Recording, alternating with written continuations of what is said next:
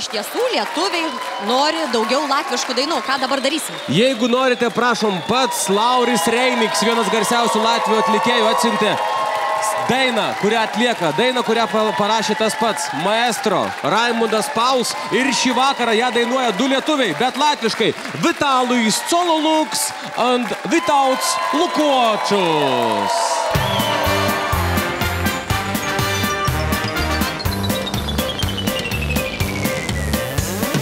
Trīs vīri kādreiz bija, hei, hei, hei, hei, hei, kas meilā dzīvoja, hei, hei, hei, hei, hei, pēc sveši kungi nāca, hei,